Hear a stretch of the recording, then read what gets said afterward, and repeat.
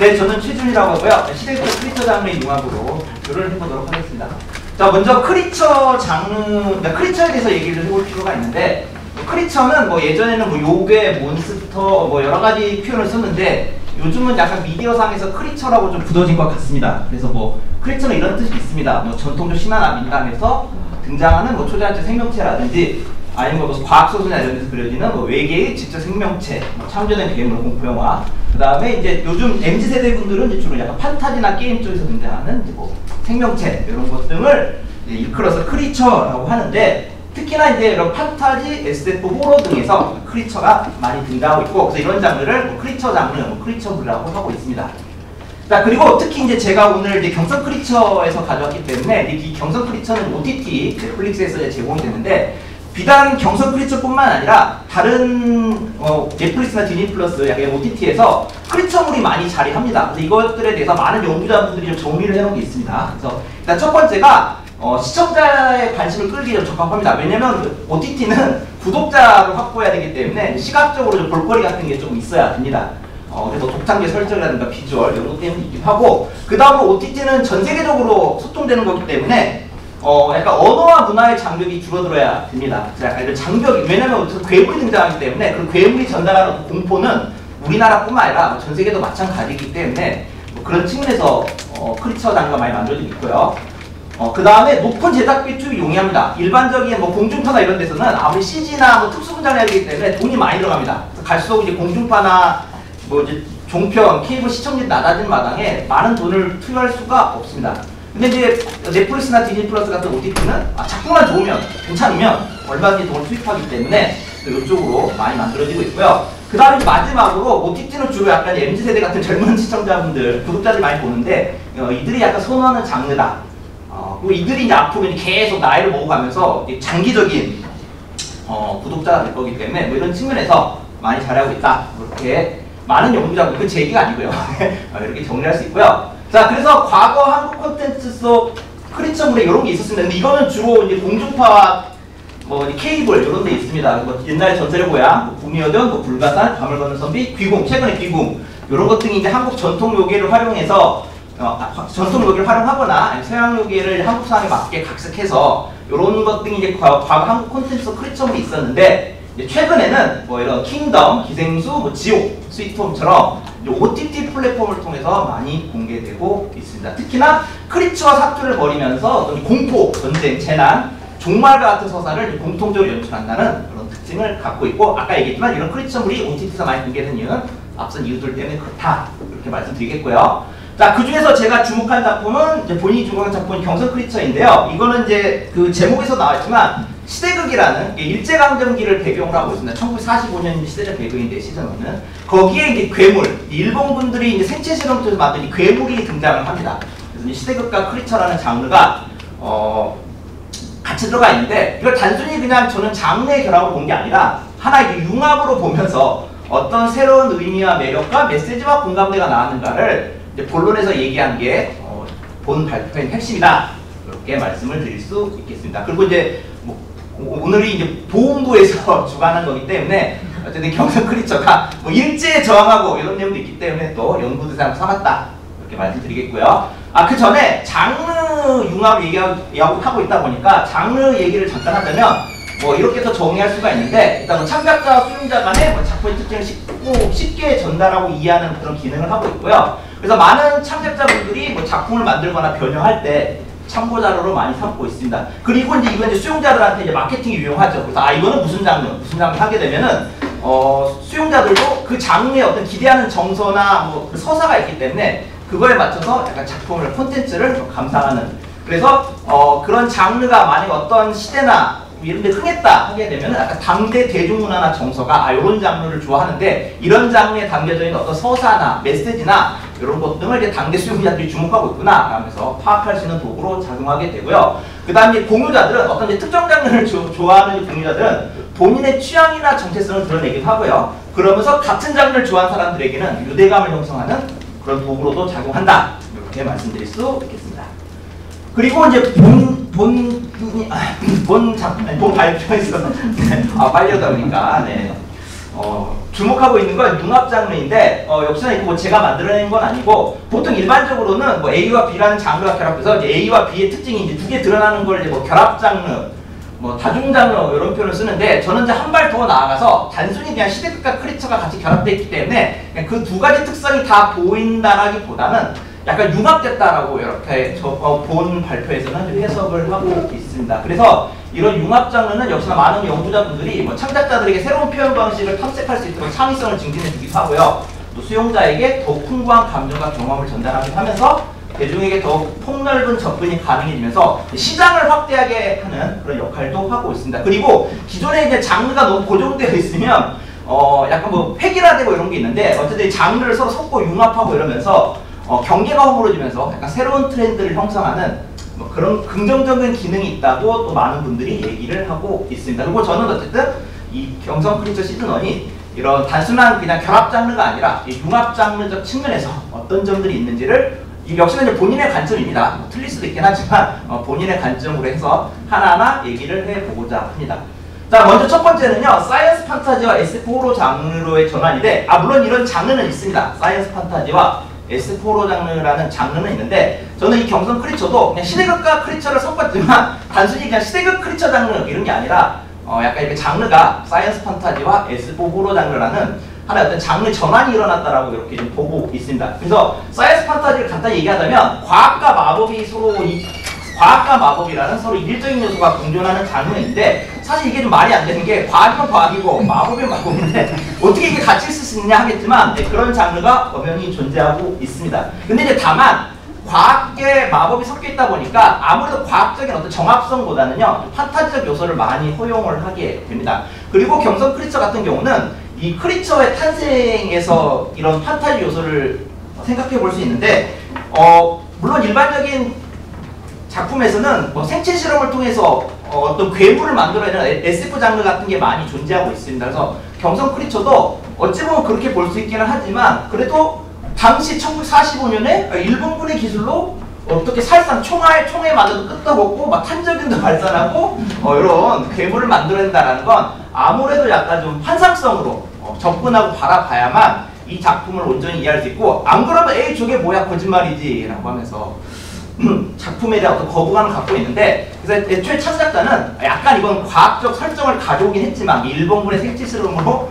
괴물이 만들었다는 걸 가져오긴 하지만 일반적인 SF 장르에서 많이 볼 수 있는 그러나 약간 환상성을 더 많이 부여해서 사이언스 판타지 장르로의 전환이 이루어졌다 이렇게 말씀드릴 수 있겠고요. 또 하나는 또 SF 호러인데 역시나 이제 SF 장르 호러 장르가 결합되어 있는데 이런 장르의 특징은 뭐냐면 인간이 과학기술을 제대로 통제하지 못합니다. 근데 인간은 오만하기 때문에 우리가 이런 걸 만들고 하면은 우리가 충분히 관리할 수 있어, 통제할 수 있어 이러는데 항상 그런 작품에서 보면 결국 그 통제의 범위를 벗어나게 되죠. 그러면서 인간들에게 어떠한 비극이나 공포나 두려움이나 뭐 종말이나 이런 거를 가져오는 장르를 SF 호러라고 하는데 그래서 이제 첫 번째처럼 인간 용맹한 이기심으로 만들지만 통제 못했을 때 비극을 선사한다는 공통적 서사가 있는데 역시나 경성 크리처에서도 괴물 세이신이 만들어지는데 역시나 일본군이 전황이 이제 불리해지다 보니까 2차 세계를 말이다 보니까 이런 그 생체 무기를 통해서 전황을 뒤집어 보려고 하지만 결국 이제 통제하지 못함으로 해서 오히려 약간 일본군을 공격하는 이런 스토리가 나와 있는데 이게 전형적인 SF 호러 문법에 딱 맞습니다. 그래서 특히나 이런 SF 호러는 밀폐된 공간에서 뭐 괴물을 풀어놓음으로 해서 그 괴물과 싸우는 밀폐된 공간에서 어떤 공포를 불어 넣어주고 있는데 뭐 대표적인 게 에얼리언 시리즈 같은 게 있죠. 네. 역시나 이 작품에서도 옹성병원이라는 특히나 옹성병원 지하실이라는 좁은 공간에 그 세이신과 일본군 일단 주인공 가둬놓고 거기서 벌어지는 어떤 사투와 고군분투를 다룸으로 인해서 이런 SF 호러를 연출하고 있다 이렇게 말씀을 드릴 수 있겠습니다. 자, 다음 두 번째는요. 신파의 정서인데 뭐 신파는 뭐 아주 새롭거나 독특한 설정은 아닙니다.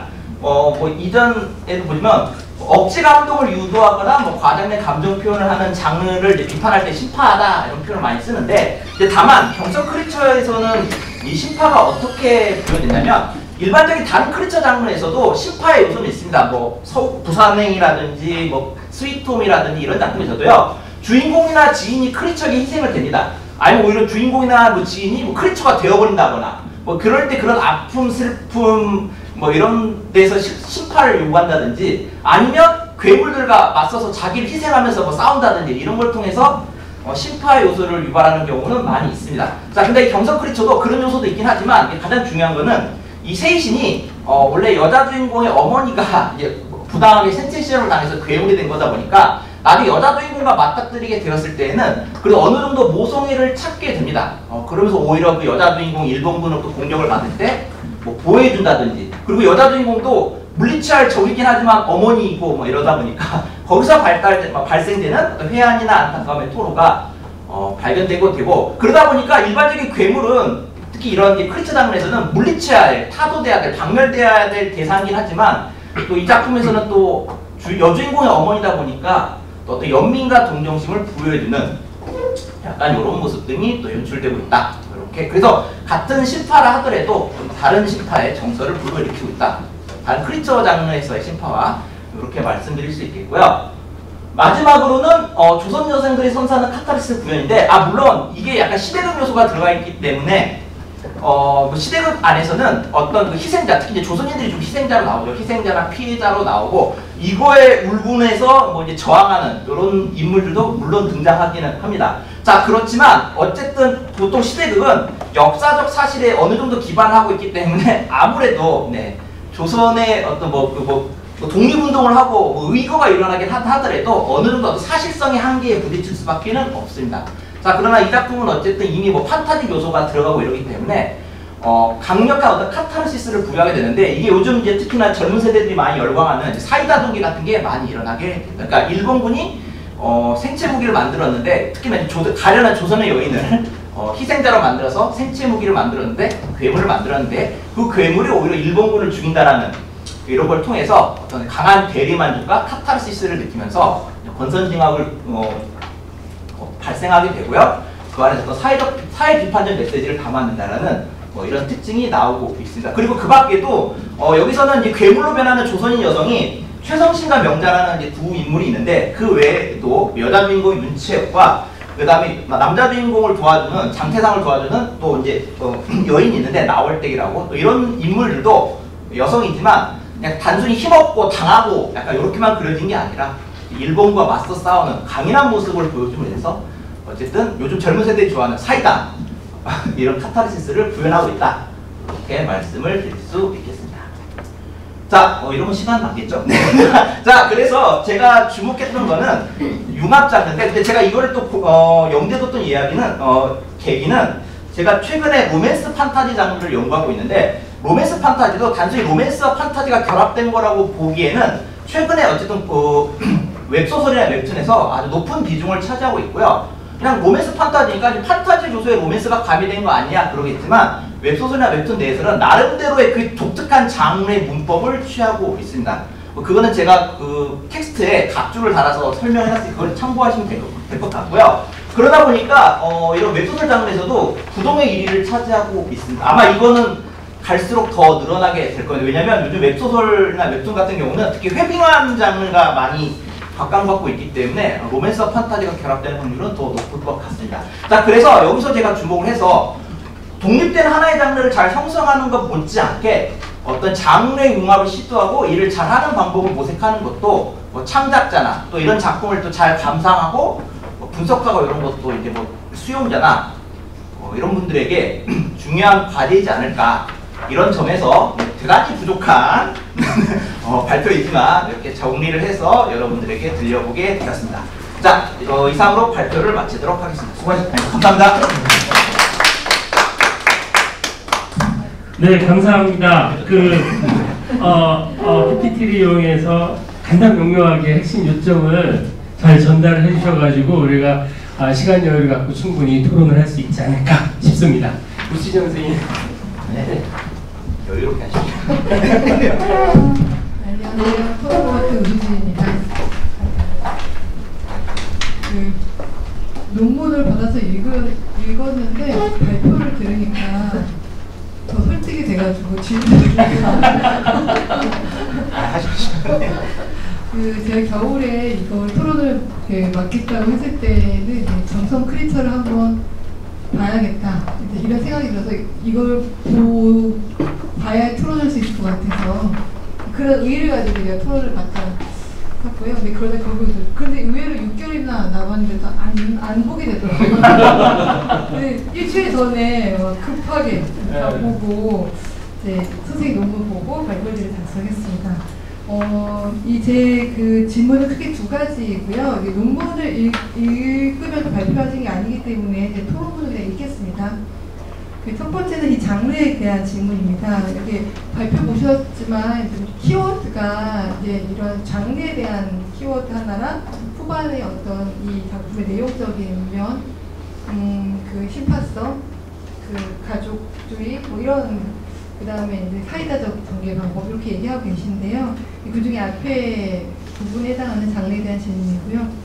이 논문에서는 경성 크리처가 시대극과 크리처물이 결합해서 새로운 융합 장르를 형성했으며 융합 장르는 기존의 일반적인 혼합 장르나 가정 장르와 다르게 아예 새로운 형식과 스타일을 만들어내는 경우라는 점에서 의의가 있다고 보고 있습니다. 즉 이 경성 크리처는 기존의 시대극과 차별화하여 사이언스 판타지 장르와 SF 호러 장르로 전환되었다는 것입니다. 그리고 이는 이 영화가 일제 강점기를 배경으로 하고 있지만 역사적인 사실성보다는 비현실적인 판타지인 괴물을 중심으로 하는 드라마라는 걸 근거로 합니다. 이 지점에서 제 질문은요. 선생님께서도 결론에서 강조하셨다시피 경성 크리처 시즌 1에서 시대성은 또 중요한 요소로 작용하고 있다고 이 뒷부분에서 얘기하고 계시거든요. 근데 이제 장르를 구분할 때는 이 시대극이 탈각됐다고 또 보시는 거예요. 그래서 이 작품이 이제 시대극의 차별화 융합 장르라고 구분하는 것이 굳이 그럴 필요가 있을까 이런 생각이 좀 드는 거죠. 시대극이 또 아예 탈각됐다고 할 수 있을까라는 생각이 들어가지고 그다음에 또 하나는 이제 영화 영상 쪽에서는 장르들이 세분화해서 테마별로 이렇게 구분하는 경향이 있는데 그래서 연극을 전공하는 제 입장에서는 연극 쪽의 드라마 장르는 크게 4가지거든요. 비극과 희극과 멜로드라마랑 소극 이렇게 보고 볼 때 사실 이런 장르들은 다 멜로드라마에 속하고 이 멜로드라마라는 것은 기본적으로 그 혼종의 성격을 갖고 있어서 계속 새로운 걸 섞어서 또 새로운 걸 만들어내는 것이 어떤 멜로드라마의 어떤 진화하는 방법이라고 할 때 이렇게 굳이 막 이건 혼합이 아니고 혼종이야 라고 하는 것이 과연 생산적일까? 그러니까 이런 생각이 좀 들었다는 그 질문을 드리고요. 두 번째는 후반부의 약간 내용적인 거에 대한 질문인데요. 두 번째는 경성 크리처가 융합 장르에서 의미와 결과에 대한 것입니다. 이 논문에서는 이 작품이 기존의 크리처물과 다르게 심파성을 띠고 있다고 그래서 차별화된다고 보고 또 그 심파성이 주로 모성애를 통해 생성된다고 보았습니다. 그렇다면 이때의 심파성이 그래서 제가 궁금한 거는 사이언스 판타지와 SF 호러라는 융합 장르로서의 성격과 유관성이 있다고 보고 계시는 건지 아니면 그거와 무관하게 그냥 드라마 자체적으로 발생하는 심파성을 말씀하시는 건지. 근데 만약에 후자라고 한다면 이제 앞에서 얘기하신 융합 장르로서 지니는 그게 새롭게 비전의 의미와 결과를 살펴본다고 할 때 어떻게 연결을 지을 수 있는 건지 약간 그게 좀 궁금했고요. 그리고 이제 이거는 제가 읽으면서 들었던 문제의식인데요. 이 논문에서는 최성신과 명자 같은 여성 인물들이 단순히 희생자나 피해자에 머물지 않고 크리처가 되어서 일본군을 공격한다는 점에서 이제 관객들한테 그 시청자에게 일종의 카타르시스를 내준다고 보고 계세요. 그런데 제가 작품을 봤더니 이 크리처는 사실 일본군만 죽이는 게 아니라 조선인들도 같이 갇혀있는 조선인들도 이제 무차별적으로 공격을 하고 있거든요. 그래서 그 개인적으로는 좀 카타르시스라기보다는 제가 볼 때는 뭔가 복잡한 불편한 느낌이 들었는데 사실 요게 이 경성 크리처의 되게 조금 유니크한 면이라고 저는 생각을 했어요.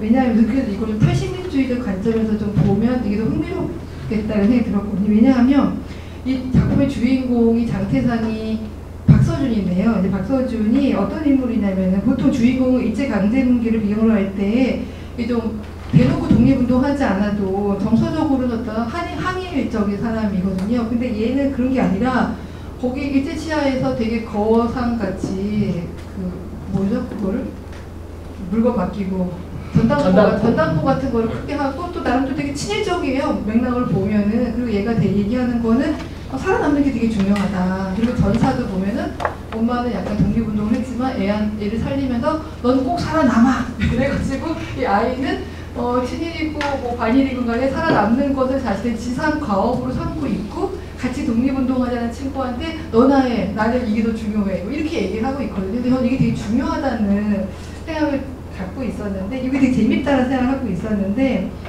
그리고 이제 그래서 그 주인공이 그런 인물이고 또 필식림자인 최성신과 명자는 일본에 의해서 크리처가 되었지만 단순히 피해자로 머물지 않고 또 반대로 일본과 조선인을 무차별적으로 공격하는 말 그대로의 괴물이 된다는 거죠.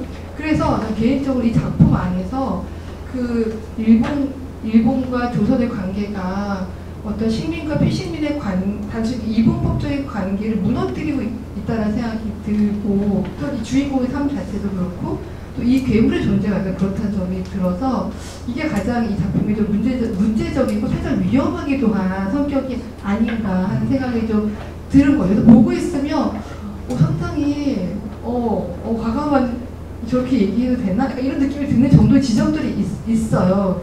그리고 그게 살짝 저한테는 좀 불편하기도 하고 좀 그래서 이 편도 좀 궁금하긴 했는데 사실 근데 그럼에도 불구하고 이 작품이 잘 만든 작품도 아니에요. 그래서 이렇게 막 몰입도가 좀 떨어집니다 사실은. 그리고 이제 신파적이라고 했지만 신파가 드라마를 잘 짜면 신파가 되게 강하게 나오는데 강하지 않고 왜냐하면 이제 한소의 연기력이 떨어지기 때문에 멜로가 잘 안 살고 약간 이런 부분이 좀 있거든요. 그래서 어쨌든 이제 그럼에도 불구하고 전체적인 이 왁구 틀이에서 약간 그런 좀 그 불편한 지점들 근데 그게 되게 유의미한 지점이라고 볼 때 그거를 굳이 시대성을 탈각시키지 않으시고 끌어다가 이걸 탈시민적으로 분석을 해보면 훨씬 더 재미있는 논문이 되지 않을까 이런 생각이 들었습니다.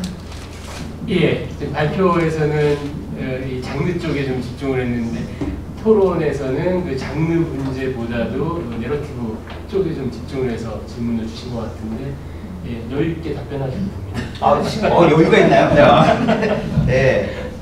근데 길게 할 얘기가 없고 다 맞는 말씀이에요.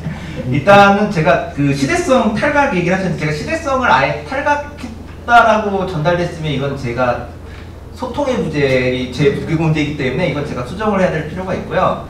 어쨌든 시대 극이 요소가 들어가 있긴 하기 때문에 1945년 일제강점기를 배경으로 하고 있기 때문에 어쩔 수 없이 그다음 시대적 배경이 중요한 요소로 작용을 합니다. 근데 이제 제가 본 발표에서 강조했던 점은 그냥 일반적인 시대극 문법에 그냥 치중했던 게 아니라 이게 역시나 이제 많은 창작자나 제작자들이 이제 살아남거나 뭐 아니면 독창성을 보이려고 하는 부분이겠죠. 그렇기 때문에 크리처도 집어넣고 그런 거고 그래서 본인의 관점도 시대극의 요소를 아예 뭐 없앴다가 아니라 기존의 시대극 요소를 다시 한번 그냥 뭐 문법이나 뭐 작법이나 그 연출 방식이 있겠죠. 그걸 그대로 답습한 게 아니라 왜냐면 어쨌든 OTT로 공개된 거기 때문에 역시나 뭐 이런 일제 강점기 역사를 뭐 우리나라 사람도 일본들은 잘 알겠지만 그 외 사람들에게는 역시나 뭐 잘 모르는 뭐 그런 역사일 수도 있습니다. 이제 그럴 때 역시나 이제 그런 OTT 독자들 이제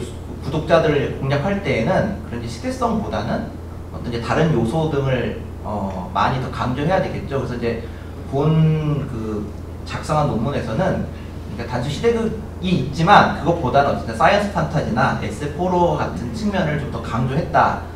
약간 이렇게 얘기를 했던 건데 그리고 이제 또 두 번째 신파 같은 것도 이제 역시나 전 세계 사람들에게 우리나라가 좀 그런 걸 좋아하고 그러긴 하지만 역시나 또 모성애 이런 것도 전 세계 어느 나라도 있는 거기 때문에 그런 것도 강조했고 그 다음에 뭐 사이다도 우리나라에서 많이 쓰는 표현이 어떤 그냥 강한 카타르시스는 역시나 또 대중 콘텐츠에서는 또 많이 추구될 수밖에 없는 요소이긴 합니다. 일단 시대성 탈각은 제가 좀 표현을 좀 잘못한 것 같은데 그게 아니라 그런 게 기반이 있긴 하지만 더 어쨌든 전 세계 구독자나 아니면 요즘 이제 젊은 독자들에게는 사이언스 판타지나 SF4와 같은 그런 게 좀 뭐 요새 뭐 게임이나 뭐 이런 뭐 소설이나 이런 거에도 많이 나오기 때문에 그랬던 거고요. 그 다음에 그 두 번째 측면은 맞습니다.